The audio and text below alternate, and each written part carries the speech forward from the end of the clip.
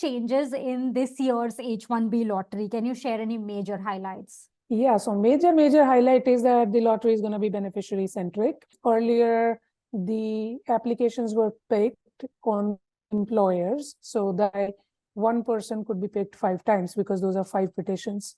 But now it's going to be picked up with the beneficiary's date of birth and passport number. So it's unique date of birth and passport number, so that combination. And so only, even if 10 employers are applying for you, you're only going to get picked up once. And then you will have the opportunity, all the employers will be notified of the selection, and all the employers will not know about each other's petitions. Okay. So only beneficiary knows that 10 people have applied. Employers won't have that transparency to see other people's petition for this beneficiary. So then beneficiary can decide who to file with, 1 or 10. He can get filed with all 10. So he could get filed 10 applications, but he's only going to be counted against the cap once. So even if 10 cases are filed, that doesn't mean that out of 80,000, 85,000, 10 visa numbers are allotted to him. This number that's allotted to that beneficiary, despite the fact that 10 employers are applying and 10 approvals probably are going to be there. There are some logistic issues which are not clear how it will play out, because different scenarios will have different impact.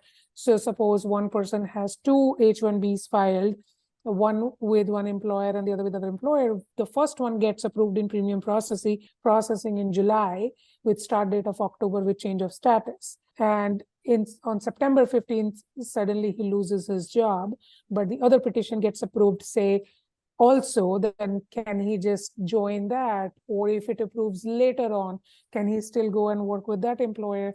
USCIS has so far said yes, the person can choose. With multiple approvals, the beneficiary can choose which employer to go and work with, but there is no detailed guidance on specific case-related issues in terms of like right before October 1, somebody gets laid off, or what happens to the other if the petition is revoked, like service will work. If your service is terminated because your status has changed, but then you lose the job. So all those issues are there, and we'll just have to see how those are going to be resolved by the USCIS. But right now, they will be able to apply with different employers, file multiple approvals, and have the flexibility to join any employer they want. So I think my question is, like, for example, if my application gets picked and I have filed with 10 and I choose to go with like all 10 of these employers and file applications. Now on July 30th, I get one approval, and on August 15th, I get the second approval. Then do we have to notify USCIS which one we are going ahead with? Like, how does that work? Because I understand that I was counted once, so I can just choose to. So you have to, on October 1, you're only going to be able to work with one employer. So your status is changing no matter what, and whichever employer you join, the other one is going to just withdraw the petition. Yeah, so they just don't know anything about that. Will not know. They don't know. Yeah, so it's more leveraging the beneficiaries than employers at this point. The beneficiary will have a little bit of leverage over bargaining their salary, and also which employer they want to join, and all those things. So, but how it plays out in the real world when it happens, then we'll know more how USA is planning to handle those situations. But at this point, yes. Awesome. And then we have also heard that the registration fee for H1B lottery is going to increase from $10 to $215 next year. What do you think is going to be the impact of this increase? And do you think there will be fewer registrations because of this? Well, that is the goal.